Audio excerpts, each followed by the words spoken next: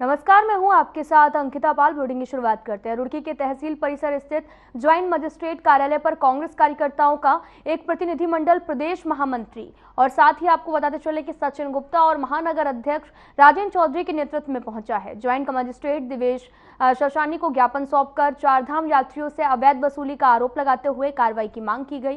वहीं महानगर अध्यक्ष राजेंद्र चौधरी ने भी कहा कि उत्तराखंड में हिंदू धर्म की सबसे बड़ी चारधाम यात्रा के यात्रियों के वाहनों के साथ में अवैध वसूली की शिकायतें मिल रही हैं, जिसका वीडियो भी सोशल मीडिया पर अब वायरल हो रहा है। उन्होंने ये भी कहा कि हिंदू धर्म यात्रियों का उत्पीड़न किया जा रहा है। सरकार द्वारा ऑनलाइन पंजीकरण के आदेश को दरकिनार कर ऑफलाइन वाहनों की फिटनेस आदि के नाम पर अवैध वसूली की जा रही। वहीं कांग्रेस प्रदेश महामंत्री सचिन गुप्ता ने भी कहा कि ये बहुत ही दुखद है, जो कि सरकार स्वयं को हिंदुओं की सरकार बता रही। वे हिंदू धर्म की सबसे बड़ी धार्मिक यात्रा को अवैध वसूली का साधन बनाते हुए हिंदुओं की जेब काट रहे हैं।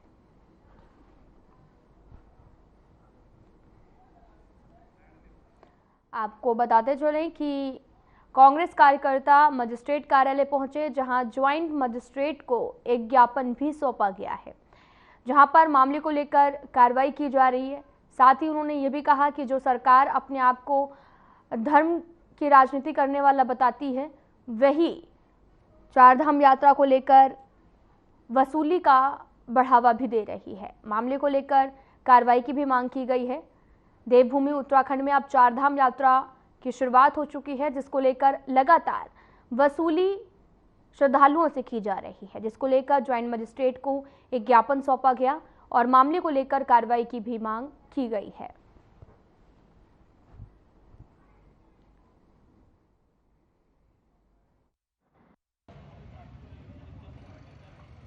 चाहिए एआरटीओ के संबंध में हमारे यहाँ पे जो गाड़ियों की रजिस्ट्रेशन हो रही है, उसके लिए अभी एआरटीओ मैडम को बुला लिया गया है। उनके द्वारा अभी फोन में भी अवगत कराया गया है कि कुछ इस कंप्लेंट्स को लेते हुए उन्होंने चेंजेस भी किए हैं। आज शाम तक आपको हम पूरा डिटेल बता देंगे कि हम क्या क्या स्टेप्स ले रहे हैं। अगर कोई भी इसमें गलत तरीके से किसी से अगुवाई कर रहा है, 100% उनके साथ अगेंस्ट स्ट्रिक्ट एक्शन लिया जाएगा एंड हम जितना फैसिलिटेट कर सकते हैं उतना फैसिलिटेट करेंगे अपनी तरफ से। आज जैसे बताया आप लोगों की एक वीडियो जो वायरल हुई थी, उसका संज्ञान लेते हुए मैडम ने ऑफिस भी शायद शिफ्ट कर दिया, एक फील्ड को शिफ्ट कर दिया है। मैं बताऊं आपसे कि हम इसे राजनीतिक मामला नहीं बनाना चाह रहे। राजनीतिक मामला तो इसे इस प्रदेश की सरकार बना रही है। हिंदुओं की सबसे बड़ी, सनातन धर्म की सबसे बड़ी चारधाम यात्रा है, जिसकी शुरुआत गाड़ियों के और यात्रियों के रजिस्ट्रेशन से शुरू होती है। और जिस यात्रा की शुरुआत में ही भ्रष्टाचार हो, जिस यात्रा में महिलाओं के लिए कोई शौचालय ना हो, पीने के पानी की व्यवस्था ना हो, गाड़ियों के जो है वहाँ पार्किंग की ना हो, कोई अस्पताल ना हो। आज पहली बार मैं अखबार में पढ़ रहा था कि बहुत सालों से यात्रा हो रही। नगर अध्यक्ष श्री राजेंद्र चौधरी जी के नेतृत्व में आज ज्वाइंट मजिस्ट्रेट के पास आए थे और आज हमने इसे भरपूर तरीके से मुद्दे को उठाया कि भाई एआरटीओ प्रशासन जो है और उसमें कार्रवाई करे। जो लोग उगाई का काम कर रहे हैं, जो लोग हिंदुत्व की कहानी करते थे, डबल इंजन की सरकार लगातार हिंदुओं को जो है कहती थी कि हम उन्हें लेके चल रहे हैं और उसके बाद उनसे ही उगाई का काम किया जा रहा है। चारधाम यात्रा शुरू हो चुकी है।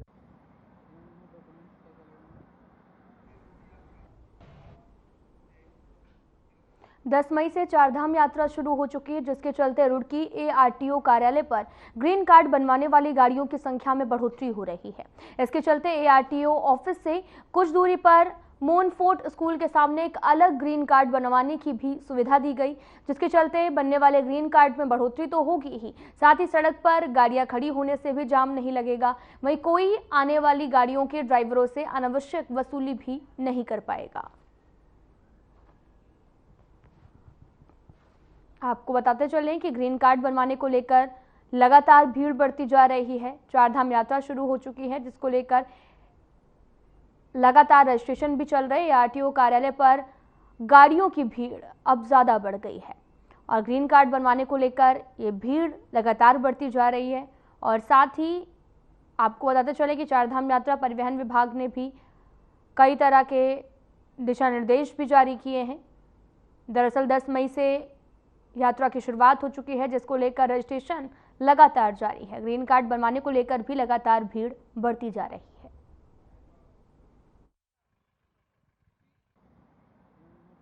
कि हमारे ऑफिस के आगे थोड़ा स्पेस कम है और इस टाइम चारधाम यात्रा बिल्कुल अपने चरम पे है, तो फिर गाड़ियों की पार्क की जगह थोड़ी कम हो रही थी, तो हमने 300 साढ़े 300 मीटर दूर ऑफिस से एक जगह ढूंढी है यहाँ पे आप देख सकते हैं पूरी व्यवस्था से गाड़ियाँ लगी हुई हैं, एंट्री हो रही है उनकी, एग्जिट हो रहा है उनका, और जिसका काम होता जाएगा वो अपना निकलता रहेगा। तो यहाँ पे जाम नहीं लगेगा, एक तो लोग परेशान नहीं होंगे।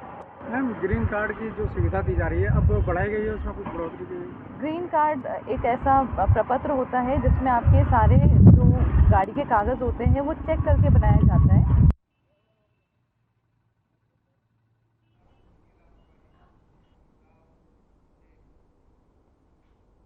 राजकीय प्राथमिक विद्यालय के प्रधानाचार्य हेम जोशी और सहायक अध्यापक की लापरवाही के चलते छात्र छात्राएं बेलगाम हो गए हैं। जहां सरकार शिक्षा को अच्छा बनाने के लिए भी सरकारी स्कूलों में छात्र छात्राओं के खाने से लेकर किताबें, ड्रेसेस, शूज आदि फ्री में छात्र छात्राओं को उपलब्ध करा रही है, जिसके गरीब बच्चों का भी जीवन स्तर ऊंचा उठाया जा सके। लेकिन राजकीय प्राथमिक विद्यालयों में कार्यरत अध्यापकों की शिक्षा के स्तर से कोई भी लेना देना नहीं है, उनके लेवल वेतन से मतलब है। आपको बताते चलें कि एक झलक राजकीय प्राथमिक विद्यालय जीबरहेड़ी लक्सर जिला हरिद्वार के प्राथमिक विद्यालय में देखने को मिली, जहां पर छात्र छात्राएं बिना किसी डर भय के स्कूल की छत पर चढ़कर कभी भी स्कूल के छज्जे और दीवारों पर चढ़कर कूदते हुए या फिर चढ़ते हुए दिखाई दिए, जिस पर स्कूल में मौजूद अध्यापकों ने कोई भी ध्यान नहीं दिया है।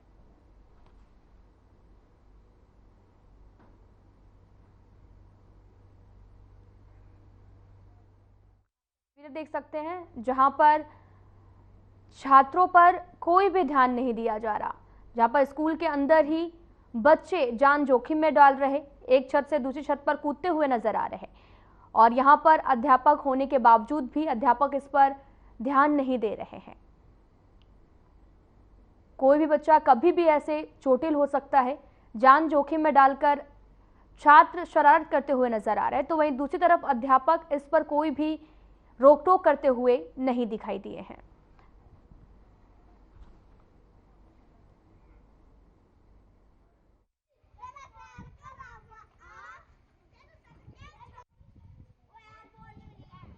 विद्यालय के प्रधानाध्यापक से मैं इस मामले में एक स्पष्टीकरण दे रहा हूं कि इस मामला जो विद्यालय में इस प्रकार की अनुशासनहीनता बच्चों के बीच में क्यों है, और जिस प्रकार से भी उनका जवाब आता है फिर मैं उनके खिलाफ कार्रवाई करता हूं, और विद्यालय का प्रबंधन वहाँ पर ठीक नहीं है। कार्रवाई में प्रधानाध्यापक का स्पष्टीकरण हम मांग रहे हैं, उनसे जो आपने जानकारी हमको दी है उस संबंध में उनसे मांग रहे हैं कि ऐसी अव्यवस्था स्कूल में क्यों है, और जब उनका स्पष्टीकरण हमारे पास आएगा, अगर स्पष्टीकरण संतोषजनक नहीं होता तो हमारे खिलाफ कार्रवाई की जाएगी।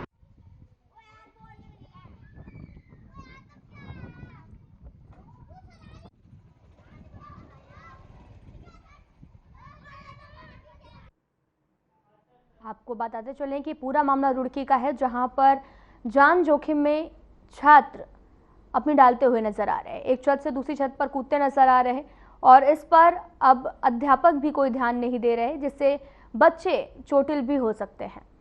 और इसको लेकर एक ज्ञापन भी प्रधानाचार्य को सौंपा गया है, और इस मामले में अब कार्रवाई की भी मांग की जा रही है।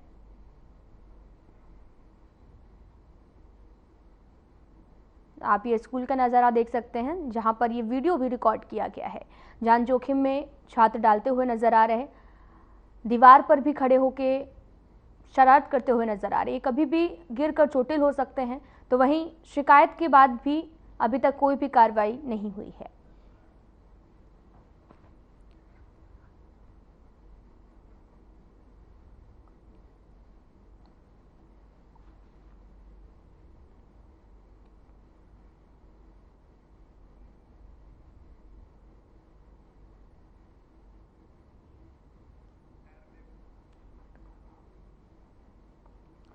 आपको बताते चलें कि ये पूरा मामला रुड़की के एक स्कूल का बताया जा रहा है, जहां पर आप तस्वीरें देख सकते हैं कि राजकीय प्राथमिक विद्यालय में बच्चे स्कूल की दीवार पर खड़े हुए नजर आ रहे हैं, और साथ ही एक छत से दूसरी छत पर कूदते नजर आ रहे हैं, जिससे कोई भी बच्चा यहां पर गिरकर चोटिल भी हो सकता है। अध्यापक भी इस मामले पर कोई भी कार्रवाई नहीं कर रहे हैं।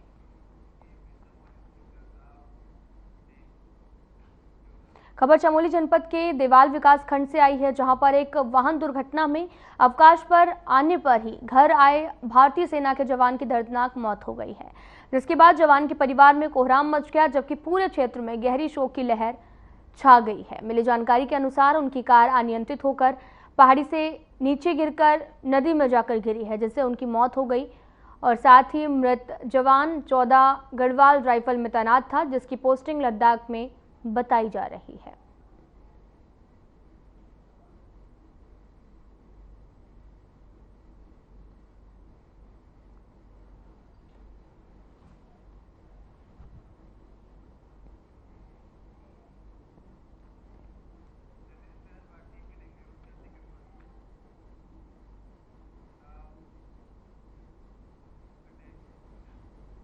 रुड़की के सौत मोहल्ले में समाज सेवी एडवोकेट मुजफ्फर अली ने भी प्रेस कॉन्फ्रेंस की और इस दौरान उन्होंने कहा कि सौत मोहल्ले में अंतर्राष्ट्रीय शायर अफजल मंगलोरी ने नाले पर अवैध निर्माण किया था, जिसकी शिकायत उन्होंने नगर निगम के अधिकारियों से भी की थी, लेकिन निगम के अधिकारियों ने उनकी शिकायत पर कोई भी संज्ञान नहीं लिया, जिसके बाद उन्होंने उच्च न्यायालय का दरवाजा खटखटाया, जिसका संज्ञान लेते हुए उच्च न्यायालय ने अवैध निर्माण को हटाने के आदेश भी जारी किए हैं।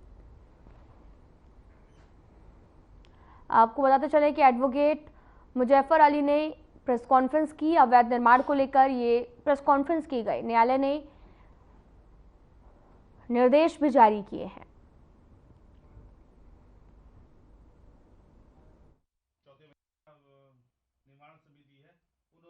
सर, मैं आपको बताना चाहूँगा कि जहां हमारी सरकार लगातार अवैध निर्माण के ऊपर नकेल कसती आ रही है, परंतु यहाँ सौत मोहल्ले में हम तकरीबन 1.5-2 वर्षों से अवैध निर्माण, नाले के ऊपर अतिक्रमण की शिकायत नगर निगम के अधिकारियों, प्रशासन के अधिकारियों को करते आ रहे थे, परंतु लगातार इन शिकायतों के बावजूद भी इन अधिकारियों ने कोई ख्याल इस तरफ नहीं दिया। बार बार चक्कर काटने के बावजूद परेशान होकर हम माननीय नैनीताल उच्च न्यायालय में गए।